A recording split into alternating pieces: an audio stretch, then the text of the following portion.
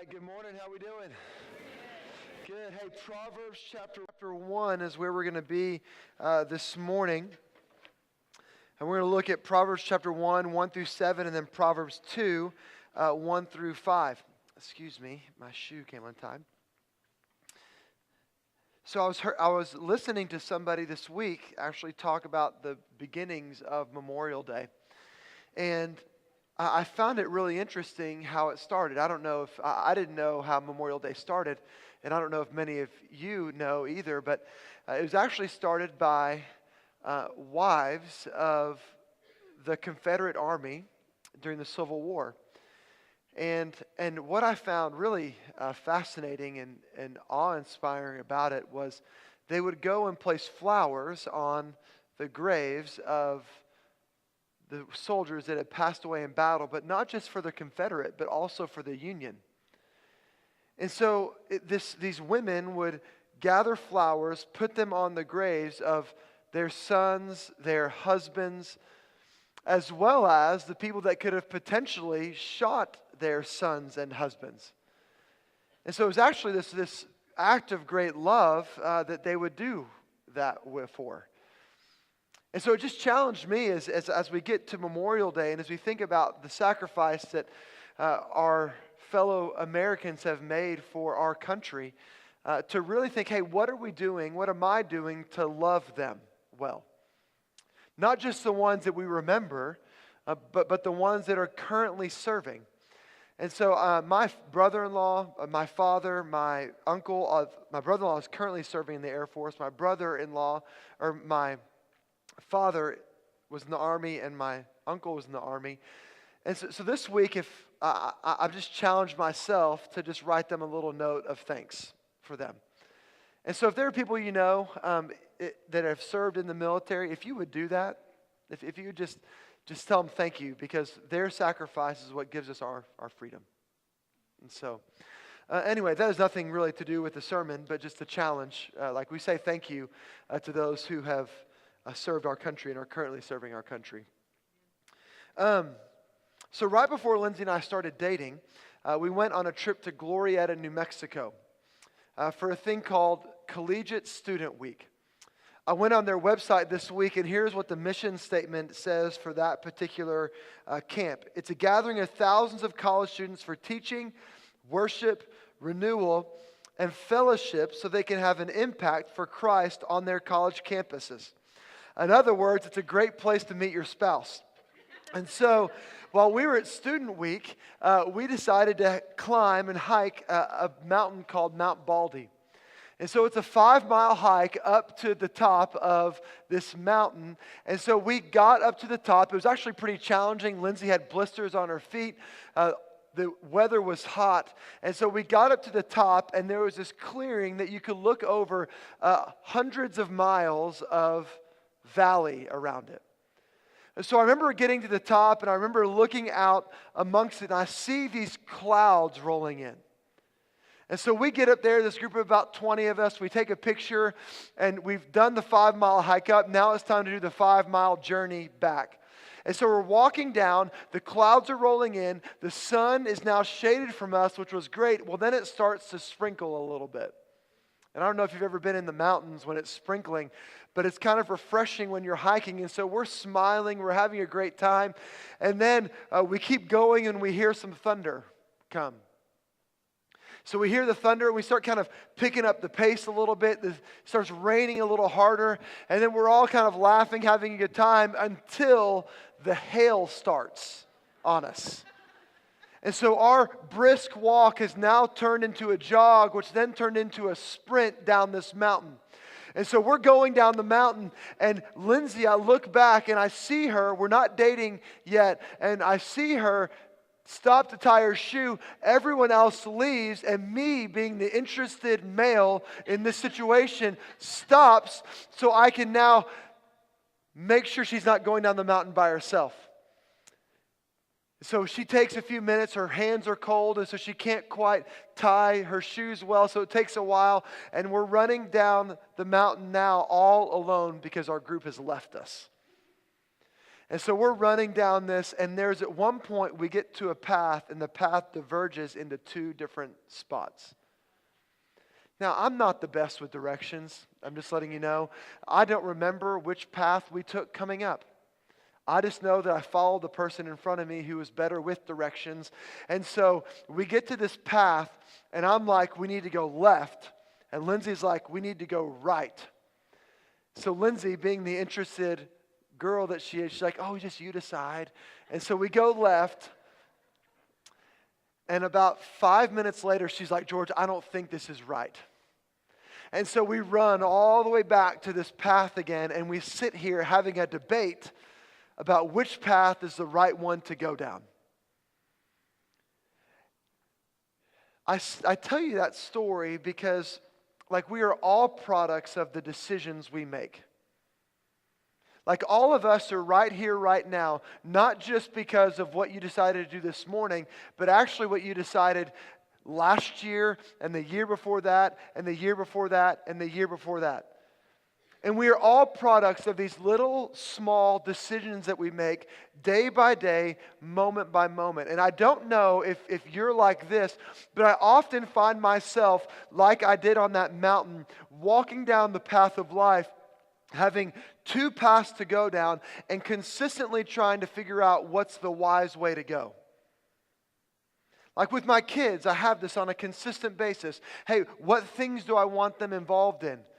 Is it wise for them to be on this team or be on that team or do that activity or this activity? I often find myself, how should we celebrate the holidays or Christmas to understand that their Savior was born? How do I keep them from feeling entitled? How do I continually teach them to love and fear the Lord? How do I connect with them? And I could go on, but I'll stop in this. But I often have that same feeling in my career. How do I handle conflict at the office? Should I stay at this job or should I find another? How do I know when the right time is to make a change? Maybe it's a financial thing. How should I spend my money? Is that the best decision financially for me to make? Should I support this ministry or support this family that's going on the mission field? How should I budget things? Often finding myself at the crossroads of life. Maybe it's your marriage. How's the best way to talk to your spouse? What's the best way to show them you love them? Like, why did we just have that argument? What should I do in my marriage so that it will thrive? Maybe it's church. Like extending a call to a pastor. I often find myself at the crossroads of life, and I wonder if you can maybe identify with that a little bit. And so the question is, how do we walk in the middle of life if God is this God that loves us, that wants to know us, that wants to direct us? Like, what's the best way to seek out that kind of wisdom? You know, I've often heard actually that if you look behind, or hindsight is 20/20. But do you think that's how God really wants us to go through life? Making decision after decision after decision, only being able to look back and decide whether or not it was right. I'm just convinced that God is not interested in us having that type of question or that type of ambiguity in life. And I often think that God is interested in showing us wisdom, showing us the right direction when the paths converge in our life. And so Proverbs is this book of wisdom literature that he gave to Solomon in a letter that he wrote to his son. And here's how it starts in Proverbs chapter 1. It says, the Proverbs of Solomon, son of David, king of Israel. He says, to know wisdom and instruction, to understand words of insight, to receive instruction in wise dealing, in righteousness, justice, and equity, to give prudence to the simple, knowledge and discretion to the youth. Let the wise hear and increase in learning, and the one who understands obtain guidance. To understand a proverb, a saying, the words of the wise and their riddles. So the writer starts here Solomon is writing this letter to his son. And he starts with giving us a picture of the goal. He says this, to know wisdom and instruction. He says to receive instruction in wise dealing. He says if you could just develop wisdom and discipline, like it would go well with you. If you could just learn how to discern wise and unwise. It's why it says in Ephesians 5:15, hey, be sure you are walking as the wise, not as unwise. You say, if we could just understand that sort of context.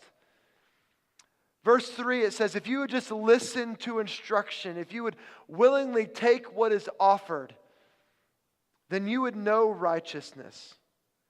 You would know what is right to God. You would know justice, to develop a life that has a sense of propriety in making decisions. You would know equity. You would be known as a person who makes judgments free from discrimination or dishonesty. He says if you could give prudence to the simple, knowledge and discretion to youth, if you could take these complex topics and be able to peer through it and see it and be able to explain it and make a decision that is wise. To understand, and then he says, let the wise hear and increase in learning, understanding a proverb. And then he says, verse 7, which is kind of this summation and thesis of the whole book of Proverbs. It says this, the fear of the Lord is the beginning of knowledge. Fools despise wisdom and instruction. Now, when I was growing up, I often struggled with this idea of fearing God. Because fear in my mind was simply just a shuddering of my knees together. It was being scared, being afraid, not wanting to walk into a room, not wanting to see a snake ever. That's what fear was to me. But he says here, like the beginning of knowledge or the beginning of wisdom is the fear of God. Now in the Old Testament, fear actually has quite a few different meanings. I won't go over all of them, but the definition of this particular word in the Hebrew means a feeling of profound respect for someone or something. A feeling of profound respect for someone or something. And this particular nuance of this word in Hebrew actually means an awe or a reverence around. So it's not a fear of like, hey, I'm nervous to be in the presence of God, or I'm nervous to have a conversation with God. It's actually this idea that God is so big that I have no option or no thought, but rather than to press in and to look and explore and to understand. It's that God is so big that we can't explain it. And so instead of it causing us to be pushed away, it actually causes us to look deeper and to watch closer. Like the best analogy of this or metaphor I can find is actually in the Bible. And it's with Moses and the burning bush. You see, in Exodus is the call of Moses. And he's out tending to his father-in-law's sheep, Jethro.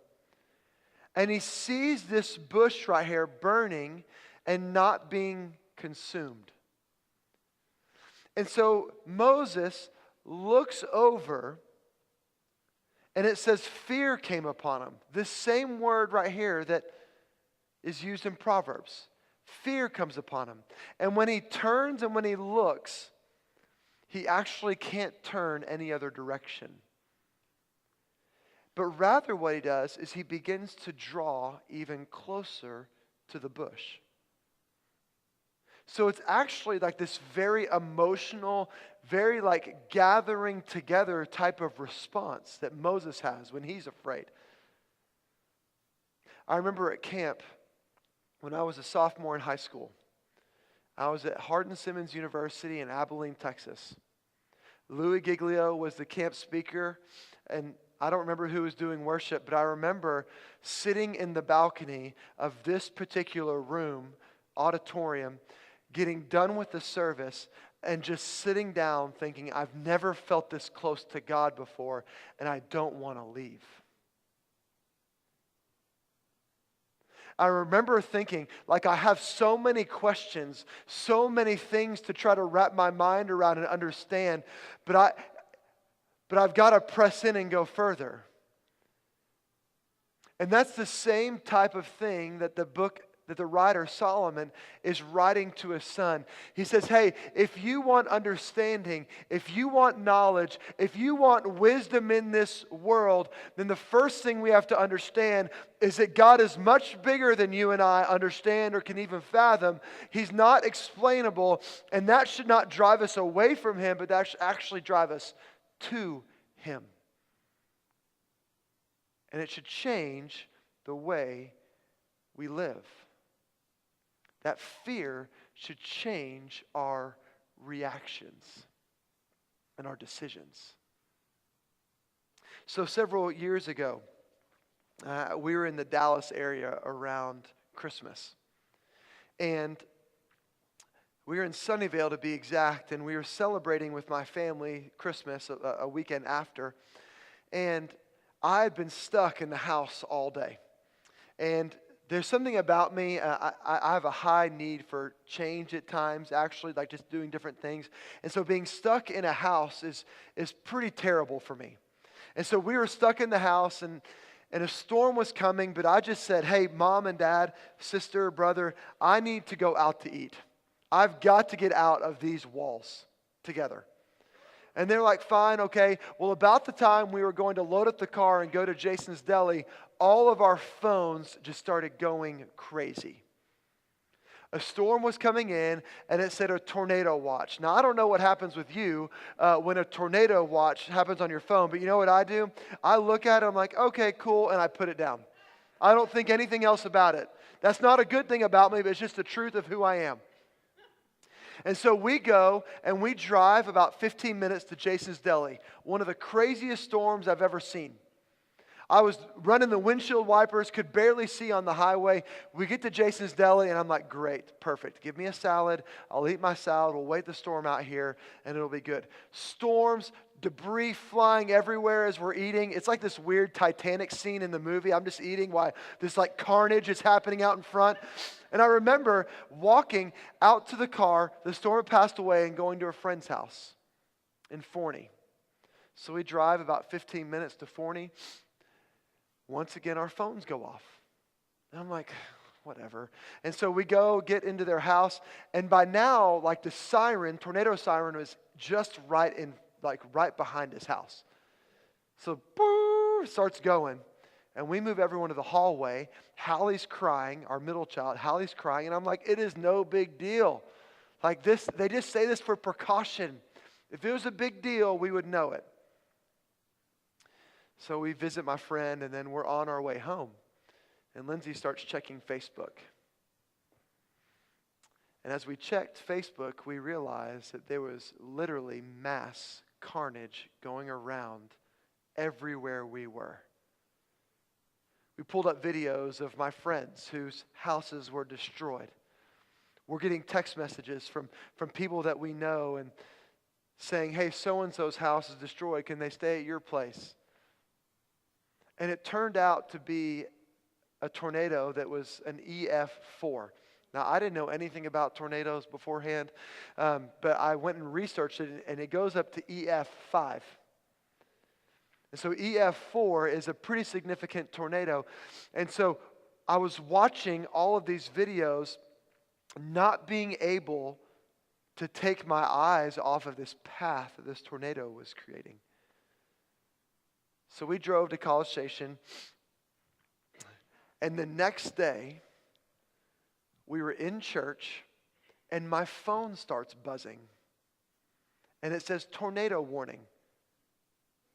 Lindsay, we drove in late the night before, so Lindsay and the kids were home, and so instead of ignoring the warning now, what am I doing? I just lived through a big tornado. And now I see a tornado warning, and I'm texting Lindsay and the kids, hey, get into the middle of the house with no windows now. Because my fear of the tornado, what did it do? It changed my actions. So the reason the fear of the Lord is so important is because now it's not this driving away from wisdom, but rather now when we fear the Lord, we go to Him and we say, God, we know you know what's best with our life. We want to pursue you, and we want to know what it means to have a fear of you and to make a decision that is wise, that is best for our family. Does that make sense? Are y'all tracking with that? Okay, so the question is now, like, how do we get that kind of fear? Like, if that's what God calls us to, like, how do we get that type of fear? Proverbs 2, verse 1 says this. It says, my son, if you receive my words and treasure up my commands with you. It says this, make your ear attentive to wisdom. Incline your heart to understanding. Yes, if you call out for insight and raise your voice for understanding, if you seek it like silver and search for it as for hidden treasures, listen to verse 5, then you will understand the fear of the Lord and find the knowledge of God.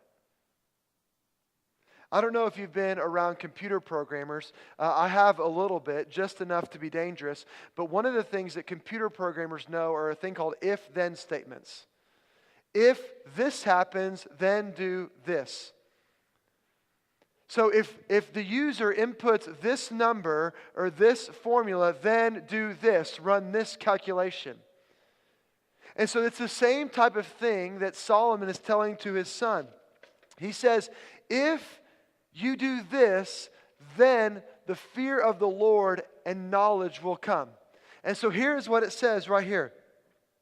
Number 1, make your ear attentive to wisdom. Incline your heart to understanding. So if we want to understand the fear of the Lord and make wise decisions, then our ears have to be open to that type of wisdom. We have to walk in a humility, understanding that God knows what's best for us. That He's right, that He is good, that He is perfect, and He is doing everything for our good. And our ears have to be attentive to that type of wisdom. The second thing it says, raise your voice for understanding. You have to ask for it. Think about this. How many decisions have you made in the last week where you never sought the Lord for wisdom? How many? How many big decisions have you made in the last month and never sought the face of God in it? If we want to have the fear of the Lord, then we have to ask God and incline our ear to wisdom.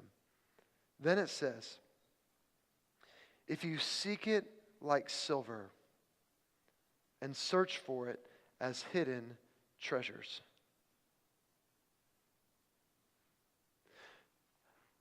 Think about this. Like, what's one thing that if you lost today, you would not sleep tonight until you found it? What's that one thing? What's that one thing? So, cell phone. So, I have a habit of putting things in all sorts of different directions. I walk in and I just put stuff everywhere. My rings, my car keys, whatever it is, I just come home and empty out my pockets. You would think as a 37-year-old man who's had a wife telling him over and over and over again to put your stuff in similar spots that I would have done that by now. I don't, and I haven't. So what Lindsay did was she got me an Apple Watch, which now I can swipe my phone and then I can push a button and it will ding. Did you hear that? So now, so I can find my stuff, she was like, for the sanity of the whole household, George, we're going to put trackers on all of your things. On all of your things. And so there was one day when I lost a piece of paper that was very important. It was handwritten notes on a project I was working on, and I couldn't find it. And I tore our house up for it. There was like just stuff everywhere. And I'm looking through everything, trying to find it, not being able to sleep. And she's like, George, it's going to pop up. And I'm like, no, it's not. I know it's going to pop up, and it's going to pop up because I found it. I've got to find this thing. Because like hours and hours of work are written down in ink on that piece of paper. And I searched, and I searched, and I searched, and I searched for it until I found it. And when I found it, you know what there was? Much rejoicing in our house. Much rejoicing. And so now I have this like whole filing system of papers because it's true. I need trackers for everything. But I searched for it because it was valuable. And so how many of us make decisions every day without ever searching for what God has for us? And how many of us, this is a tough question, but how many of us would say that we want to know what the Lord has for our life, yet we never ask Him any time we have to make a decision? He says, if you want wisdom, it starts with the fear of the Lord. And if you want the fear of the Lord, then you must call out for insight. You must seek it like silver and search for it as hidden treasures. Then you will understand the fear of the Lord. You know, I'm convinced that God wants to take us on a journey.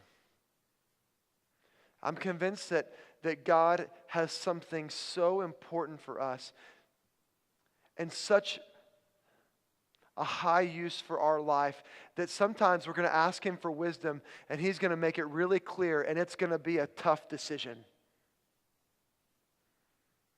But God's doing that because He wants to conform us into more of the image of His Son and wants to show us more about who He is so that in the future we can be ready for another place He wants to take us. And so sometimes I'm just convinced that we're scared to ask what God wants us to do because we're nervous about what He's going to say. And that keeps us from actually pursuing what God would have for our life. You see, some of us are nervous about asking whether or not we should go on a mission trip because we're afraid that God's going to say yes. Because if we go on the mission trip, then He's going to call us to go move to that city. And when He calls us to move to that city, we're going to have to give up some of the things that we find comfortable. Some of us are afraid to ask what our kids should be involved in because we're afraid that He's going to say no to a certain thing. And we're vicariously living through our kids. And we want them to be on that team. We want them to be involved in that activity. Some of us are nervous about God wanting to show us what we're going to say, what we need to say to our spouse. And we're nervous that if we say that to our spouse, that they're going to hold us to a higher standard. Or there's going to be some confrontation here that's going to be difficult to walk through. And so we're nervous to ask because we don't actually want to hear what God is saying.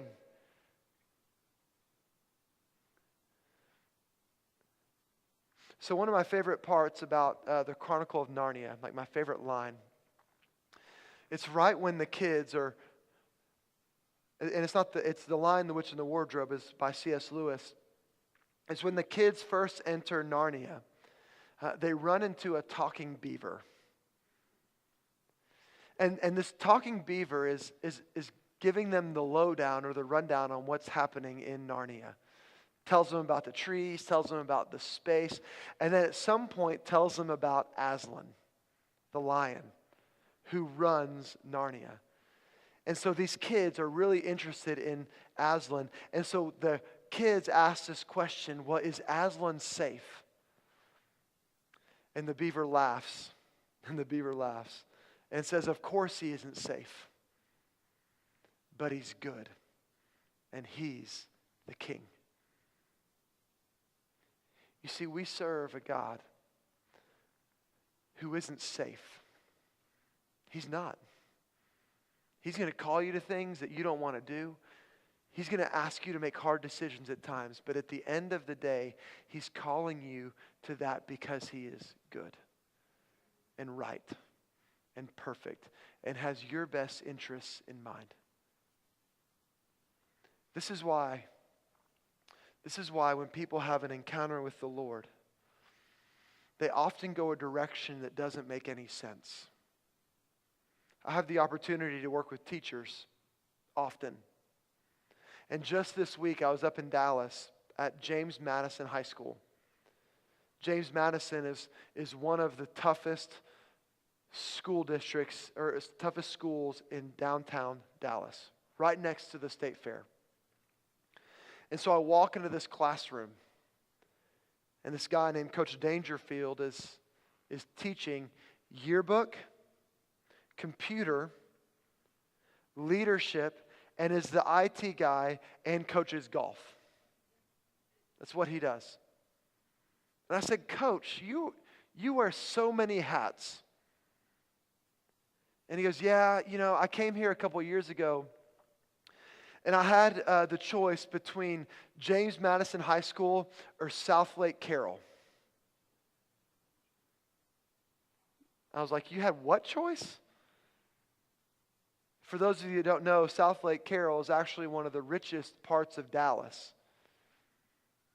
And he said, yeah, like I was going to coach golf there. They were an all-state golf team and had these two offers. But God told me to come here. And so I came here. And I'll tell you what was fascinating or interesting about Coach Dangerfield's classroom is that classroom was like the light of the school. All these students would walk in. Coach, what's going on? Hey, you got any food for us? Hey, Coach, what's happening here? And he would be able to bring light and hope and purpose to these students who can't find it anywhere else. You see, God's not safe, but He's good. And we need to search and ask the Lord for wisdom and not go through life so haphazardly that we never even stop and ask what He wants us to do. So here's my hope for us this week. I've been praying ever since I knew what next week was about. Like, I've been praying for us. And so my prayer for y'all this week and my challenge, like every day, would you stop and ask the Lord for wisdom for this church? And if I'm being really honest and really transparent with you, there have been very few times a pastor has come in view of a call and not made it. I'm just letting you know. And so not just praying for wisdom for the decision, but for wisdom in how you help him move to the next step here. Wisdom for how you love him and how you pursue him and his family and relationships and how you walk with him. Because I'm just convinced that when we pursue God with that type of wisdom, that He'll answer it. He'll answer it. And y'all are amazing anyway. But I'm just convinced that God will give you more insight and more direction with how you are to welcome Him here. So that's my hope for us. It's my hope for you. It's my hope for me. So God, we love you.